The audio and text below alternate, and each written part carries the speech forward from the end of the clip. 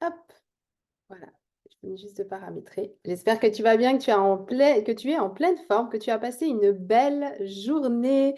Je viens de voir aujourd'hui parce que nous avons eu une belle journée dans le groupe avec la première vidéo. Comme tu le sais certainement, je donne une série de 5 ateliers complètement gratuits. Donc profites-en sur la libération de ces kilos émotionnels. L'alimentation émotionnelle, c'est un sujet qui me touche beaucoup. Et je me suis dit que ce serait cool de faire voilà, des petits ateliers dessus. J'ai l'habitude de vous faire des challenges, mais parfois c'est vrai que c'est compliqué de réussir à être là à mes heures et demie de vidéo et de tout suivre. Donc là, je me suis dit que j'allais faire un format un petit peu plus allégé. Donc je vous amène beaucoup de contenu pour passer directement à l'action. Mais c'est vrai que voilà, c'est assez pratico-pratique, on va dire. Et c'est vraiment juste pour te permettre de tout de suite mettre en place des choses qui vont t'aider. Donc, dans ces vidéos, l'idée, c'est de vraiment comprendre qu'est-ce qui se cache en fait derrière cette alimentation émotionnelle et pourquoi tu es certainement victime d'une manière comme ça un peu incontrôlée de devoir te nourrir et pas forcément en accord avec ta vraie faim. Et c'est vrai que eh bien, c'est complètement en lien avec l'estime de soi, avec l'amour de soi. Et c'est le sujet dont je vais parler demain. Ce sujet hyper important qui nous touche, je pense, depuis tout petit. Moi, je suis maman de 4 enfants et je les vois. C'est assez drôle parce qu'en plus, j'ai 2 ados et j'ai 2 petites. Donc, je vois en fait l'évolution au fur et à mesure de l'âge par rapport à la société, par rapport à l'école, par rapport aux copains. Tu vois, là, j'avais un copain de mon fils en plus, donc j'avais 3 ados à la maison, et puis un qui est presque adulte parce qu'il a 15 ans. Et c'est vrai que on retrouve autant nos valeurs, ce qu'on leur met. Là, j'ai un grand qui est très protecteur, par exemple, avec moi, qui est trop mignon parce que, voilà, maman, demain, je viens avec toi parce qu'on va à un endroit où la dernière fois, il y a eu une bagarre. Alors, rien de grave, hein, c'est du hockey sur glace qu'ils font, mais non, je te laisserai pas aller toute seule. Enfin, j'ai trouvé vraiment chou. Et puis, il y a aussi toute cette influence de l'extérieur qui va aussi impacter sur leur confiance en eux, notamment le scolaire et notamment l'école. Moi, en plus, je suis une ancienne enseignante, donc voilà, j'ai un rapport un peu particulier, on va dire, avec l'enseignement, surtout que j'ai des enfants qui ont été neuroatypiques, qui ont un fonctionnement émotionnel. Alors, il n'y a pas de bon, de moins bon, mais peut-être un peu différent de la plupart des enfants, même s'ils vont très bien maintenant.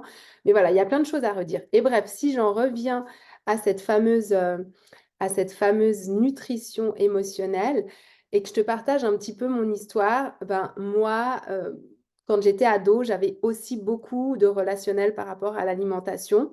C'est vrai que c'est quelque chose que j'ai jamais vraiment mis en avant, mais voilà, c'était quelque chose que je comblais beaucoup par le sport, c'est-à-dire que je faisais beaucoup de sport et après je mangeais pas forcément bien, c'est-à-dire des paquets de biscuits le soir ou alors du pain beurre ou je me faisais plaisir avec des choses qui étaient un peu cheat meal, on va dire. Il n'y avait pas de problème, j'éliminais bien, mais c'était pas top pour ma santé. Et notamment au niveau des migraines, j'avais des grosses migraines. J'avais des gros coups de barre dans la journée. Voilà, ouais, j'étais pas au top, quoi. Et là, maintenant, je me dis aujourd'hui, mais waouh, j'ai le double de l'âge que j'avais voilà, quand j'étais ado, voire même un peu plus. Et j'ai beaucoup plus d'énergie constante qu'à l'époque. Et l'alimentation a fait beaucoup et j'ai un poids aussi qui est beaucoup plus contrôlé, c'est-à-dire qu'avant je faisais beaucoup plus le yo-yo, j'avais 2-3 kilos qui variaient tout le temps, je faisais beaucoup de rétention d'eau, même si voilà, quand on est une femme, on a de toute manière des variations avant, après notre cycle, mais bref, mon corps ne réagissait pas du tout de la même façon. Et même si j'ai 40 ans maintenant et que gentiment, il y a un métabolisme qui ralentit, etc., je trouve que voilà, je gère beaucoup mieux mon poids maintenant. Je suis à un poids qui est beaucoup plus stable et qui est beaucoup plus fit qu'à l'époque où je faisais des heures d'entraînement. Parce que clairement, la salle de sport, c'était ma deuxième maison. Mais c'était pas forcément optimisé, c'était pas forcément réfléchi, c'était pas construit. Et encore une fois, j'avais en plus toute cette alimentation à côté qui n'était pas du tout saine, même si mes repas étaient quand même voilà, des repas où j'allais pas me faire des raclettes, des fondus tous les soirs et puis des pâtes bolo. Mais en tout cas, c'est différent. Et bref, si j'en reviens à ce rapport à soi, cette estime de soi en tant qu'enfant, en tant qu'ado, c'est là où elle se construit. Et moi, demain, alors je ne vais pas avoir le temps de trop développer et de parler de tout, mais ce que je voulais vous amener aussi aujourd'hui en pré-sujet un petit peu, c'est faites attention aussi à la relation que peuvent avoir les enfants avec la nourriture à ces âges ados, comme ça, 16, 20 ans, même des fois ça commence vers 14, 15 ans pour les filles, où elles commencent à surcontrôler leur alimentation, ou alors effectivement à faire beaucoup de sport pour manger moins bien, ou parfois c'est directement du contrôle, ou alors au contraire ça peut être directement de la boulimie.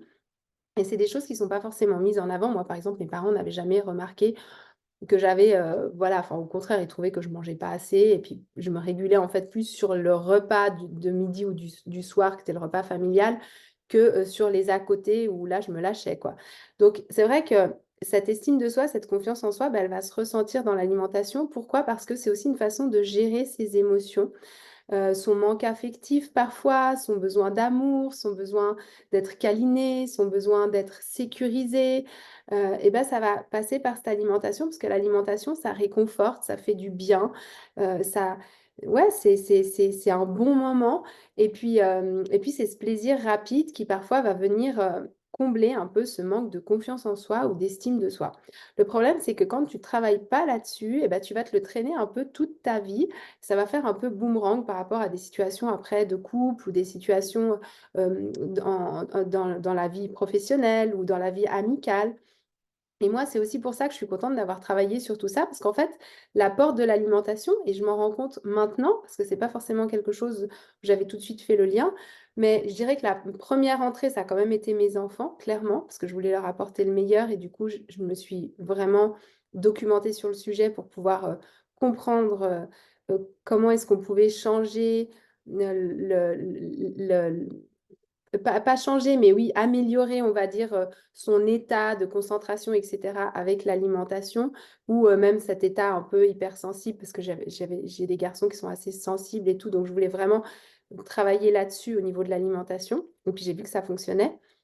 Et après, bah, je me rends compte que comme j'ai développé toute cette confiance autour de l'alimentation et de travailler tout ce qui est gestion de soi, confiance en soi, estime de soi, bah, je me rends compte aussi qu'aujourd'hui, le job que j'ai fait, il se ressent dans mon entrepreneuriat. C'est-à-dire que grâce à cette meilleure gestion de l'alimentation et au travail surtout que j'ai fait sur moi, sur la confiance en moi, sur l'estime de moi, et ben, ça va se ressentir du coup sur les performances que je peux apporter à mes clientes, sur ce que je peux vous amener à vous dans ce groupe, sur ce que je souhaite construire par la suite aussi, parce que j'ai des projets de séminaires, j'ai des projets de plus grands programmes avec des personnes qui vont, voilà, qui vont faire aussi partie de ces programmes et tout.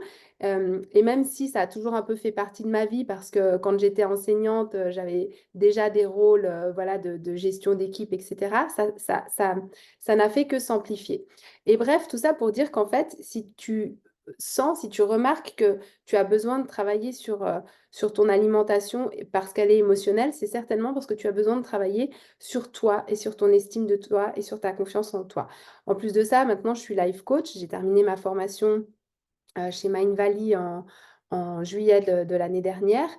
Et ça m'a aussi vraiment pleinement ouvert à pouvoir en parler avec mes coachés, à pouvoir mettre en avant certaines choses qui ne sont pas forcément alimentaires, mais qui rebondissent sur l'alimentation. Quand tu as des problèmes, par exemple, dans ton couple, hier, j'avais une personne, voilà, qui n'est pas forcément bien dans son couple, qui vit mal les choses en ce moment.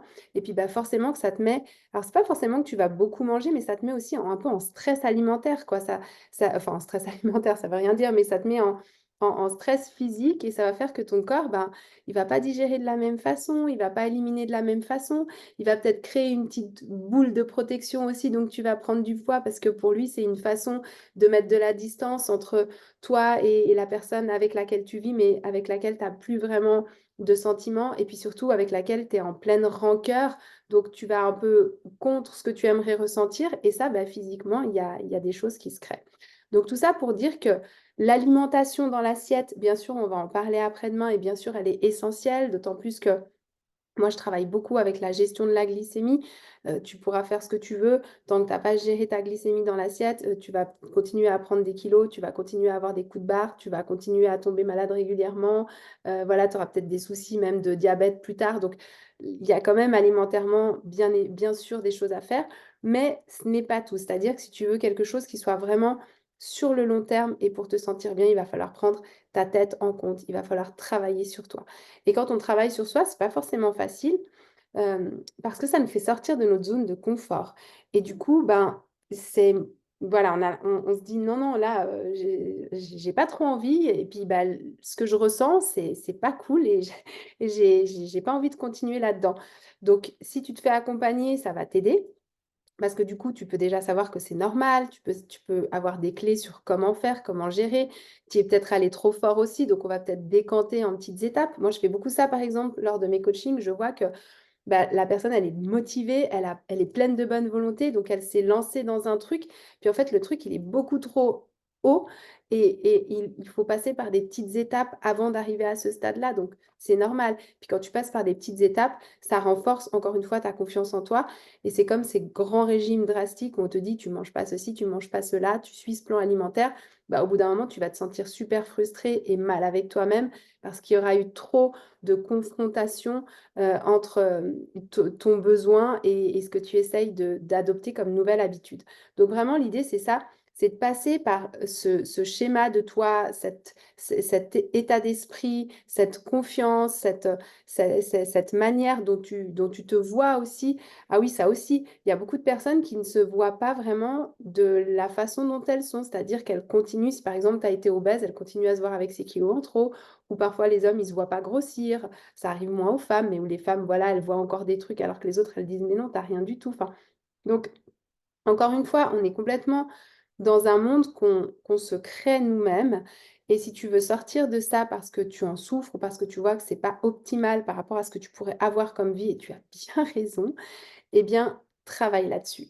Travaille sur ta confiance en toi, travaille sur l'estime de toi, travaille sur tes besoins, sur tes standards, sur qu'est-ce que tu veux, qu'est-ce que tu ne veux pas. Ça se fait pas du jour au lendemain, mais je te promets que c'est un travail qui en vaut mais tellement, tellement, tellement la peine parce que quand tu le fais, eh bien, tu découvres autre chose dans toi et puis c'est là où vraiment la vie s'ouvre, où les possibilités de la vie bah, deviennent belles, où tu vas euh, pouvoir aussi vivre des nouvelles choses parce qu'avant, tu les voyais juste pas. Et ça, c'est trop génial. Et moi, c'est le but que j'ai à t'apporter, c'est-à-dire que je ne suis pas que nutritionniste, je suis vraiment aussi là pour t'accompagner dans ta vie de manière générale, pour te redonner cette confiance, pour te redonner ouais, ce plein potentiel. Et je le vois chez mes clientes. Et là, tu vois, je pense à l'une d'entre elles et je me dis, mais waouh, ce qu'elle a découvert d'elle, c'est tellement beau. Et quand elle en parle, mais tu la sens s'illuminer de partout. Et moi, je fais juste ça, ce métier pour ça, en fait. Donc, si j'ai pu t'amener ne serait-ce que quelques petites étincelles pour que ça y est, tu brilles et que tu oses briller et que tu reprennes ton pouvoir, ben moi, ma mission, elle est complètement réussie. Et si tu as besoin que je te prenne la main de manière un peu plus voilà, perso, parce que tu as besoin de cadre, et ben, j'ai aussi des solutions à te proposer. Mais vraiment, ce qui compte, c'est ne te laisse pas dans une situation où tu n'es pas bien. C'est ce que je voulais te dire parce que voilà, mon live de demain, il sera quand même bien court dans le groupe par rapport à tout ce que j'ai à dire sur cette confiance en soi, sur cette estime de soi et sur toute la valeur que tu as apportée au monde. C'est juste énorme et tu n'as pas le droit de t'asseoir là-dessus. Voilà, c'était mon live du soir. Et sinon, si tu n'es toujours pas inscrit à ce fameux groupe Telegram qui a les vidéos de ces 5 jours, je te remets le lien. Inscris-toi, c'est complètement offert, gratuit. Tu as juste à télécharger l'application Telegram sur Android ou sur iPhone, Apple Store. C'est très très facile. Telegram, c'est la même application que WhatsApp, sauf que tu peux remonter au fil des conversations si tu arrives tard, alors que WhatsApp, bah, quand tu arrives, tu as loupé toutes les conversations qu'il y avait avant dans le groupe. Donc c'est super top. Et vraiment, ça va t'aider à aller de l'avant, à te donner du courage. J'ai créé aussi un groupe où on peut discuter, échanger. Tu as besoin aussi de parler de tout ça. Donc voilà, tu es la bienvenue dans le groupe. Je te remets le lien. Et demain, je posterai donc la deuxième vidéo qui parlera d'estime de soi, de confiance en soi. Et je te souhaite une bonne soirée. Ciao!